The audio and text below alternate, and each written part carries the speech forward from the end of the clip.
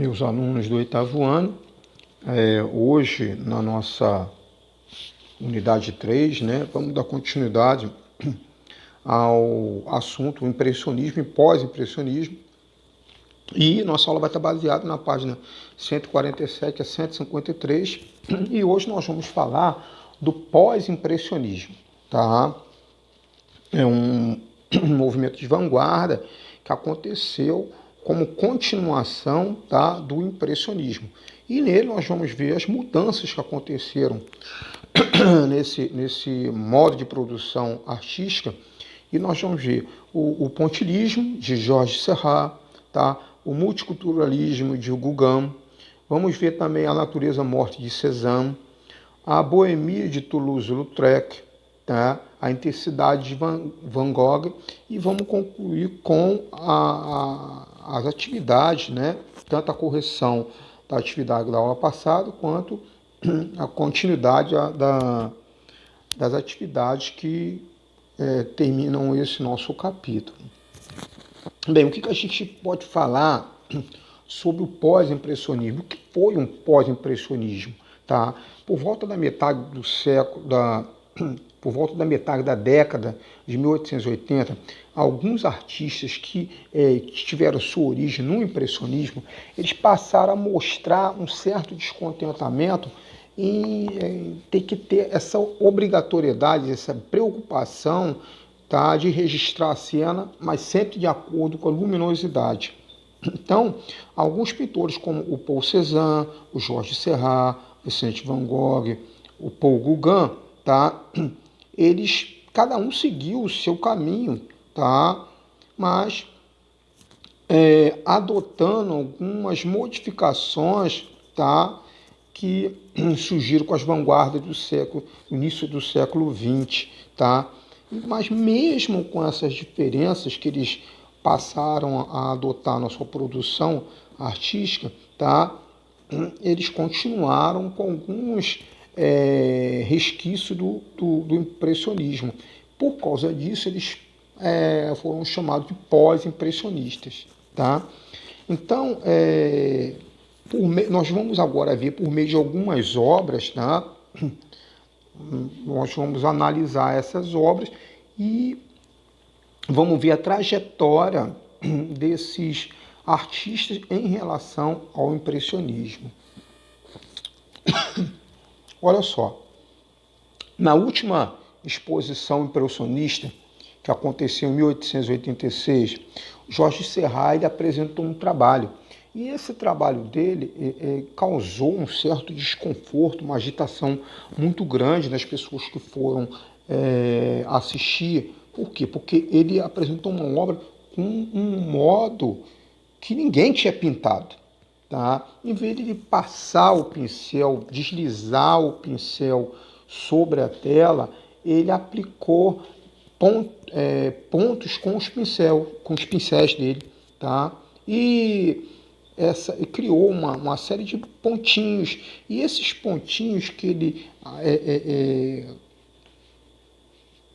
deu forma à obra, né, quando eles são olhados, quando eles eram olhados de longe, dava uma ideia de unidade, tá? Então esse estilo, essa forma de produção deu origem a um estilo pós-impressionista chamado pontilhismo, tá? E esse estilo, né, de Seurat, foi acompanhado também de uma série de investigações da forma como a imagem ela é processada, como ela é formada pelo olho humano, tá? Então, ele na hora de produzir as obras dele, ele não misturava as tintas, tá? Ele aplicava apenas pequenos pontinhos e somente com cor primária. Então, a cor secundária, ela surgiu como fruto da visão do espectador da obra, tá? Olhando de longe, olhando de perto, olhando de lado, ali a vista dele, a visão dele criava as outras tonalidades ou não, tá? Então, eu vou pedir a vocês que observem, né, que a obra de Seurat retrata uma cena do cotidiano. Ele é composto de pequenos pontos de cores contrastantes e complementares e que, à distância, são vistas como formas sólidas e iluminadas, tá? Olha aqui, essa obra se chama Uma Tarde de Domingo na Ilha de Grande Jatte, tá? É uma obra um tamanho bom, 2,60 por 3,50, tá? Tô no Instituto de Arte de Chicago, nos Estados Unidos, e ela levou, né, um período de 1884 a 1886 para ficar pronta. Olhem a tonalidade que o Serra usa, né? Parece que tem uma parte que as pessoas estão na sombra, um pouco mais na frente, né? Porque ele dá à obra dele a ideia de profundidade.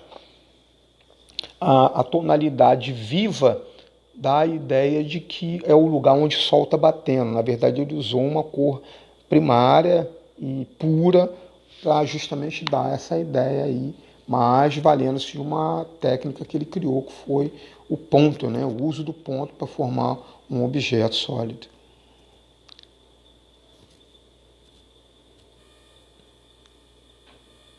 Bem, dentro do multiculturalismo de Gauguin, por que multiculturalismo? Qual é a história que atribui a Gauguin um multiculturalismo? Vamos lá.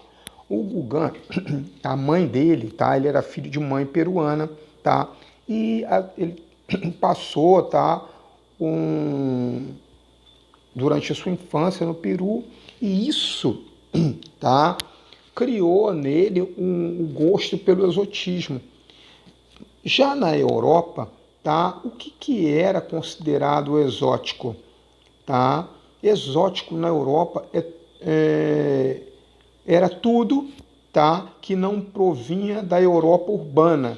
Tudo que não provinha da Europa urbana era considerado exótico. Tá? Então, o Gauguin, após uma trajetória ao lado dos impressionistas, ele mudou para a Polinésia Francesa, que é um arquipélago na Oceania, e lá ele começou a produzir obras de caráter multicultural. Tá? E uma obra que ele criou foi os Contos Bárbaros. Tá? Ele retrata nessa obra não somente a pluralidade étnica, mas a cultural e religiosa. Tá? E também estabelece uma conexão com o passado dele, né? Nessa obra aí, a gente vê, tem duas figuras femininas que representam o Oriente, né? A figura central é uma mulher de aparência asiática, tá? Ela está sentada na posição de lótus, né? Faz referência ao budismo, tá? Que é uma filosofia e religião asiática. E à direita está um personagem da Polinésia, né? Com cabelos na cor laranja avermelhado, tá? E a aparência dela, né, deixava o Gauguin bastante fascinado, tá? E essa pessoa servia, tá, de modelo para o Gauguin. Logo que ele se mudou para essa ilha, né? E a figura à esquerda, tá, é a representação do pintor Meyer de Haan, tá, que era amigo de Gauguin. Tá? E nós podemos ver que ele está com uma postura selvagem, né? Os dedos dos pés têm forma de garras, né? Unhas crescidas, e também com um olhar amedrontador. E esse olhar dele representa a sabedoria da religião judaica. Então vejam a mistura de culturas, de religião, do passado do Gauguin que ele inseriu nessa obra. Tá? Vamos dar uma olhada para a gente ver. Olha o colorido, a intensidade do colorido, e olha a figura que o Gauguin representou. Tá? O nome da obra é Contos Bárbaros. Tá? Ela é de 1902, tem 130 centímetros por 89. Tá? está no Museu de Folkwang, tá? De Essen, na Alemanha, na cidade de Essen, na Alemanha, tá? E vejam a primeira figura feminina aqui, né? O olhar, um olho meio puxadinho para dar uma ideia, né, de oriental. E a figura que eu falei para vocês, que sentada na posição de lótus, que é a posição que a pessoa adepta do budismo senta quando está fazendo algum tipo de meditação, né? Mas ao fundo nós vemos o pintor que o Gauguin representou, e prestem atenção no pé, tá? Que o pé ele não tem unha, ele tem garras bem afiadas, né? E deixa aparecer isso para justamente representar a sabedoria da religião judaica, né? Bem, dando continuidade, agora a gente vai falar sobre o Cézanne. O Cézanne, tá? Ele também tinha a sua atenção voltada, né, para a luz e para a cor, tá? Mas ele também tinha desejo de pintar as impressões que a cor causava, tá? E a forma, tá? Mas ele almejou constituir uma arte grandiosa, e para isso ele escolheu a natureza morta, tá, como forma de representar o objeto simples, tá? E para isso ele usou maçã, tá? Para quê? Para que pudesse igualar a posição de importância das cenas, tá? Na pintura clássica. Então, o Cézanne pintou a obra Maçãs e Laranjas, tá? E foi nesse período que ele pintou.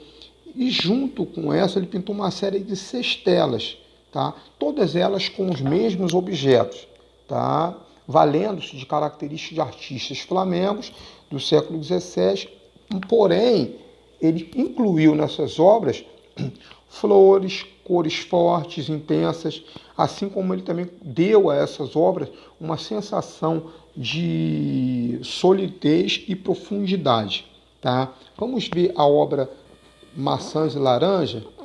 Olha aqui, tá? Para quebrar justamente essa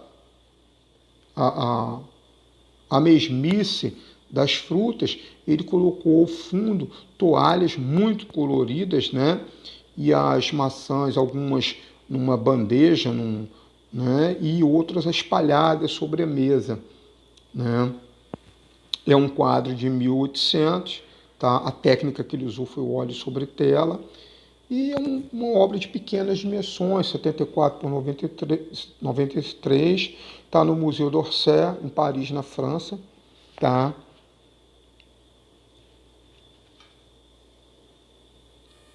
Bem, já o Toulouse-Lautrec, ele escolheu representar a boemia, tá?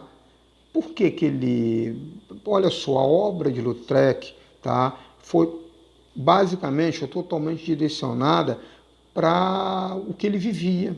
Ele representava a vida dele nas obras dele. Mesmo tendo uma ascendência, né, ele era de família aristocrática, mas ele tinha uma deficiência física, tá? Ele tinha um problema em que isso fez com que ele tivesse uma baixa estatura e uma fragilidade óssea. Então, devido a isso, ele era muito discriminado, de forma que ele não frequentava o círculo social do qual ele fazia parte. O que ele fez isso? Ele começou a se afastar das pessoas e frequentar a vida boêmia e conviver com a camada marginalizada da sociedade, tá? E que tipo de lugares é esse que ele frequentava? Eles frequentavam os cabarés, frequentavam os círculos, frequentavam as casas de show, tá? Uma das casas de show que ele frequentava era o Moulin Rouge, tá? O que é o Moulin Rouge? É um estabelecimento fundado no século XIX e ele era especializado em shows de cancan. Cancan é um estilo de dança francesa, tá? E essa casa tá? O Moulin Rouge, ela está em funcionamento até hoje, tá? Atualmente ainda funciona como um cabaré, tá? E era o lugar onde o Lautrec ele frequentava, e lá também ele levava o cavalete dele, as tintas dele, as telas, e enquanto as pessoas estavam dançando, se divertindo, né, os homens da classe média acompanhados das mulheres que eram ali marginalizadas pela sociedade, tal, se fazendo acompanhar, e o Lautrec ficava lá pintando os shows, as danças, a evolução, tá? E é o que ele fez numa obra denominada Baile no Moulin Rouge. É uma obra de 1890. Ele pintou esse quadro, né, com a técnica do óleo sobre tela. Ele tem 1 metro por 1,50 e está no Museu de Arte da Filadélfia, nos Estados Unidos. Notem como que as cores são vivas, né?